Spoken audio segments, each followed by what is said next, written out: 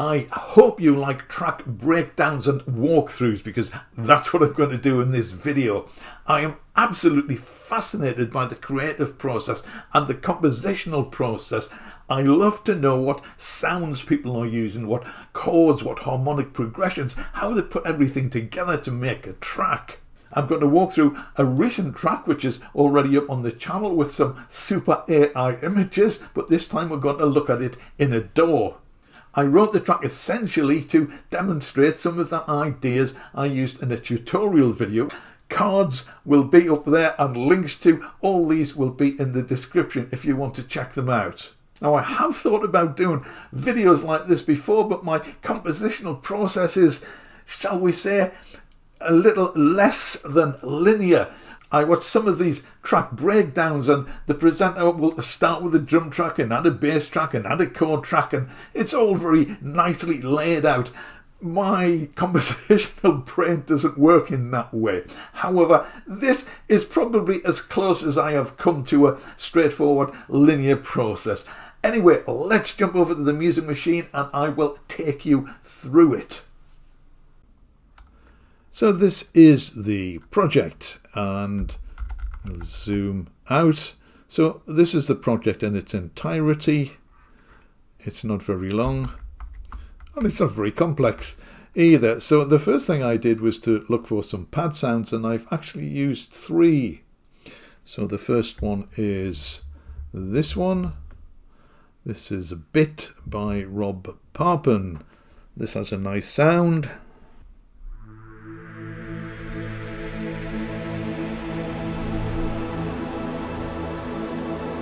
And it evolves a little.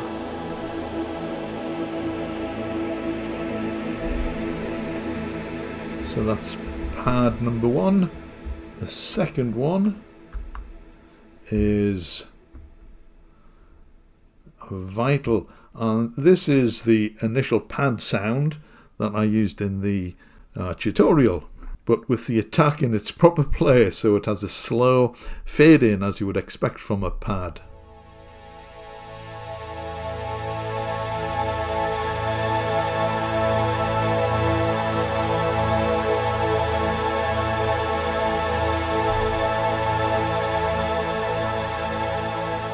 And again, there's some movement in that one. And the third pad is from Arturia's SQ80V. I've just made the interface small so I can see what I'm doing. So this is the SQ80V.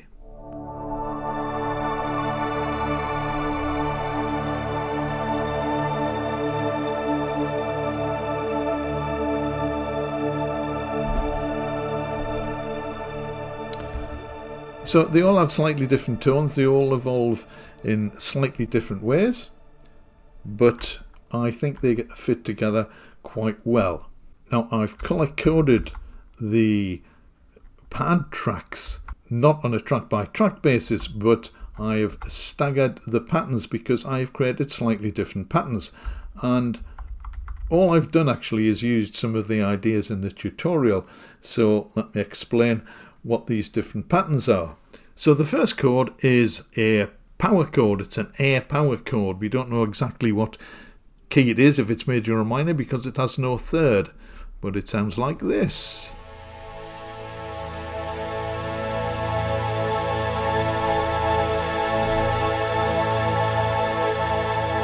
So that's a nice open sound. And the next chord I have added the B, so now we have an A. Ooh, it's an A with an added 9th.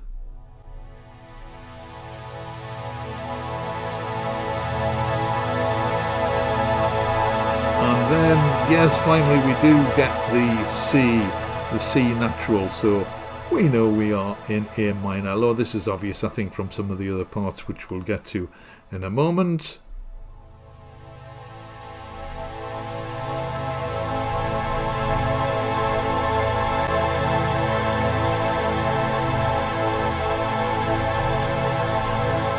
And then the next one I add the D. So that's It's sort of an A suspended fourth, and then we go up to the E for another A minor chord.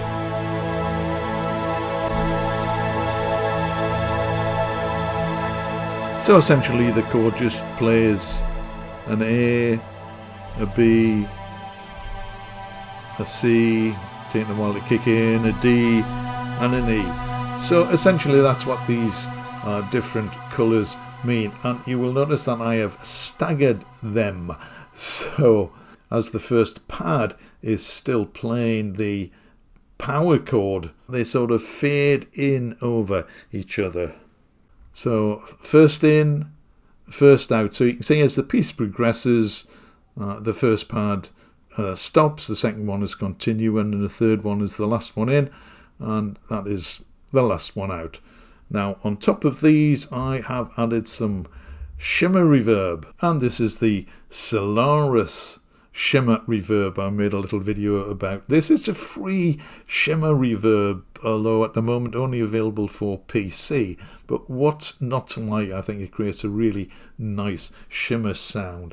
And yes, the eagle-eyed amongst you will possibly notice that I've used these this reverb as an insert effect and not a send. Naughty me. But I do that sometimes if there's only a couple of effects on the system, and the good old PC is well able to handle it. So the Shimmer Reverb sort of binds these three pads together. The next thing I wanted to do was to add a bass line of some description. And again, I've used Vital for this.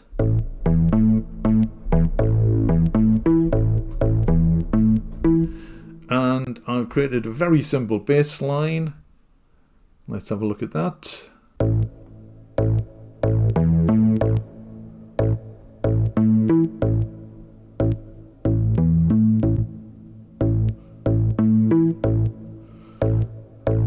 So that's the bass line. It's very simple. I've just created a 2-bar pattern. Again, it's just using the A and the E notes from the A chord. So it's very open, and you can put just about anything over the top of it. And you will see that the first occurrence of this, I really wanted to fade this in over the pads. And I could have done this with automation in the mixer, but I rendered it in place, as they say in Cubase, and most normal people would say they bounced it to audio, but in Cubase terms we render it. And this, let me zoom in, and this allowed me to draw in a volume automation like that. So the first occurrence of the bass line is a fade in, and then we just get into the normal MIDI part.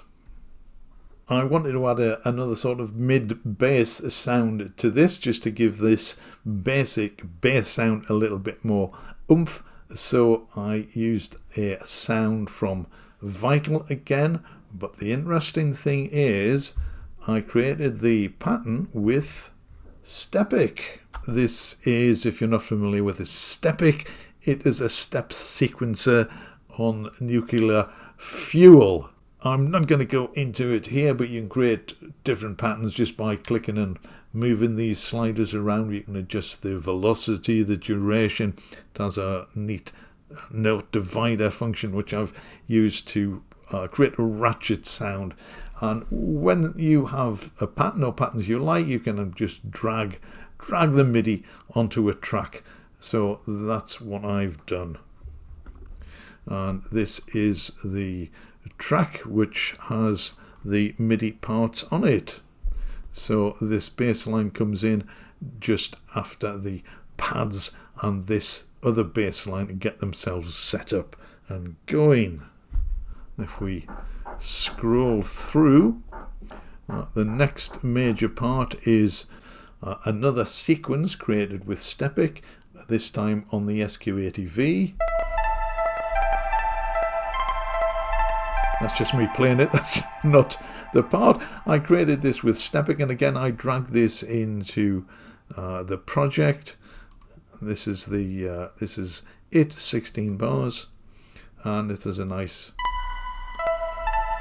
plinky bell sound. And the final big part is this one, and this is interesting, I think. Again, this is on the SQ80V, and this particular patch, what's interesting about it is an arpeggio. So if we just hold down one note, we get this pattern.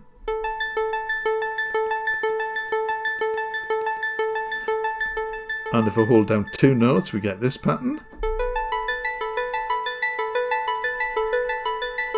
And three notes.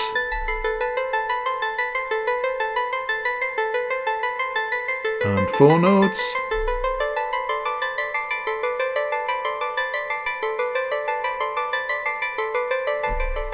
So, depending on how many notes you hold down, you get a slightly different rhythmic feel, sort of in 4/4 or 3/4. And there are many synths with arpeggio features like this. The other one which comes to mind immediately is Sound Paint. But I'm going to guess if you have a soft synth with a sequencer, or maybe it has its own built-in arpeggiator feature, there's a very likely chance it will have something similar. So you can create polyrhythms and polymeters simply by changing the number of the notes you hold down.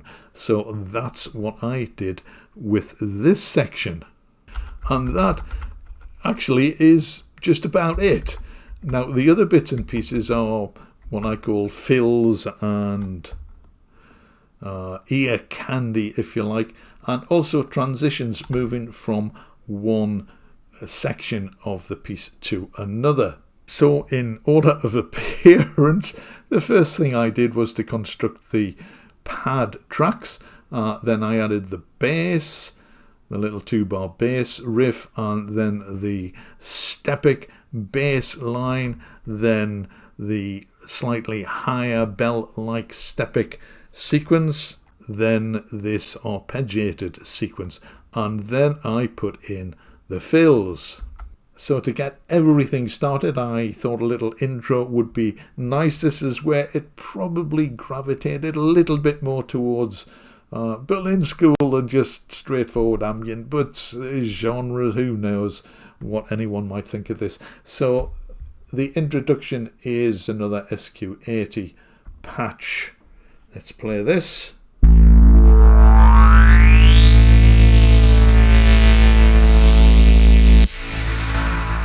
Now I hope you're listening in stereo, because this thing just revolves around, or moves around the back of my head.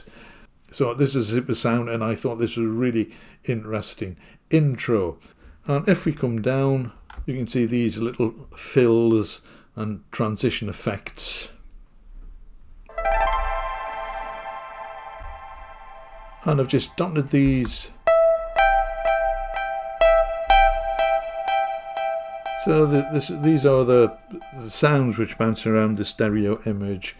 So electronic music, I think, demands to be made using the most of the stereo image. So these are just little fills.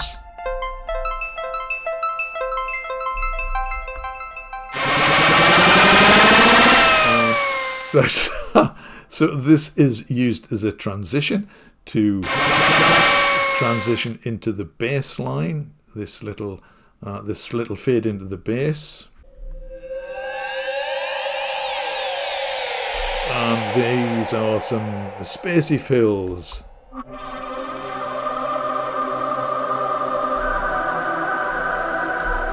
So as I went through the piece, I was listening to it, and if I thought it needed a little fill of some sort, then I dropped in a fill. So if we scoot along to the end,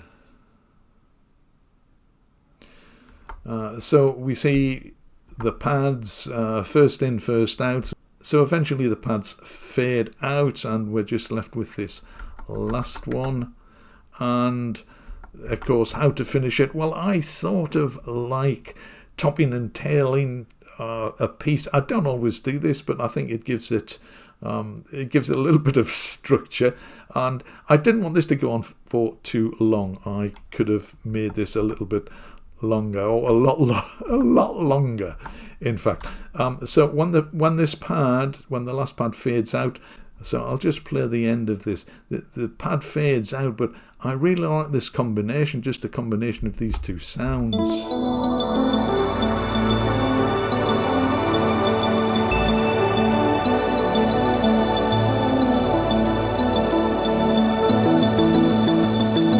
So the pad's faded, and we just have the two Steppic sounds.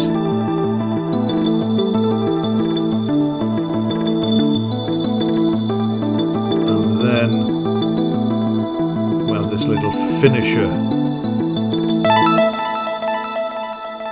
bouncing around the stereo image. All good things have to come to an end. I just think this combination is, I think it works really well. And I just really wanted to put this in again on their own, without anything else. So that's it. I hope that explained the track layout and how I approached it, the sounds and so on. I'll play us out now with the track, but this time in the DAW, not using the super AI images. One of the things I like to do when watching this type of video is to check the playhead, but look a bar ahead, so I can see if there's any ear candy or a transition coming up. It's like knowing the future. If only life was like that. But if you know what's coming up, you can listen out for it, and I think that might help understand the way the track has been put together. So there's a big subscribe button down there, it's currently blue, and a big thumb as well if you would like to click both or either. That would be much appreciated, so thank you very much indeed for that.